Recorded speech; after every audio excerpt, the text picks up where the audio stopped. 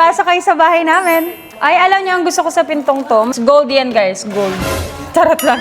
Kasi talaga akalain na makakapagbugawa tayo ng ganito kalaki. And pasensya na kayo kung ngayon lang namin nilabas. Kasi, hindi ko pa rin kasi siya napipil na nagpapagawa ko. Kasi, hindi ko naman nakikita siya ng actual. Since first time natin makita ng actual to, pinakita na rin namin sa inyo. Ngayon lang din namin nasabi. Ang laki! So, dito ikakabit yung aircon. Dito ilalagay yung aircon. So, sa mga mag-i-sponsor ng aircon, charot lang. Guys, wala pa rin po tayong kama, wala pa tayong bed frame, wala pa tayong TV. Alam niyo, ang pinakagusto ko is yung maganda yung kisame sa bahay. Kasi, yun yung feeling ko noon is sobrang gandang bahay, sobrang yaman. Kasi nung bata ko, guys, kapag maganda yung kisame, feeling ko sobrang yaman mo na. Feeling mo lang pala yun. Kaya guys, sabi ko nung bata ako, pag nagkabahay ako, gusto ko ganito. Ito guys, yung kusina natin. Ang laki naman ng kusina namin. Hindi pa tapos yung tiles niya. So guys, nandito naman tayo sa kusina. Ito yung island kitchen. So ito siya, hindi pa siya tapos. Sobrang laki niya. Ayan. Yun yung sala.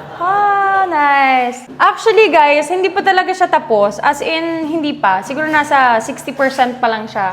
And gusto ko siya sana i-share sa inyo ng tapos na, pero mukhang matatagalan. Kaya, syempre, share ko na rin sa inyo. And syempre, gusto ko rin ma-document kung ano yung process at kung ano yung sinimula ng bahay hanggang sa matapos. Gusto kong makita. Kaya, ayun.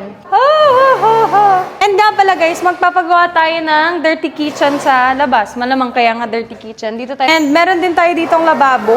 Ayan. Alam nyo, ang isa sa nagustuhan ko sa bahay na to, malaki yung pinto niya. Tingnan nyo. Nakakasosyal yung pinto. And may glass tayo dito. Naka-glass yun siya. So, bale, yung bahay na tinitirhan namin ngayon, siguro mga 4 na laki ng bahay.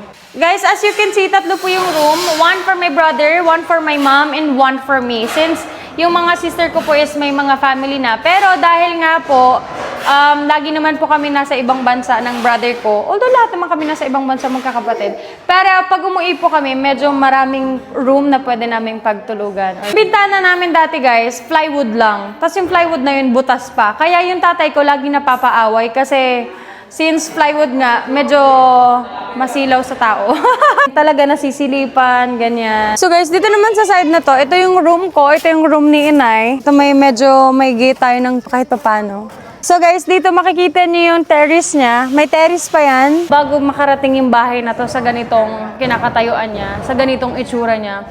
Sobrang daming stress, sobrang yung pagod, oras, panahon talaga na ginugol sa design and everything is sobrang hirap. Kasi guys, inform ko lang kayo na wala po kaming architect dito. Yung brother ko lang po yung nag-asikaso ng lahat. Kaya yung stress talaga is to the highest level. Tiles pa lang, grabe na yung stress ng pagpili ng design. Grabe. Okay guys, malaki yung playground ng mga bata.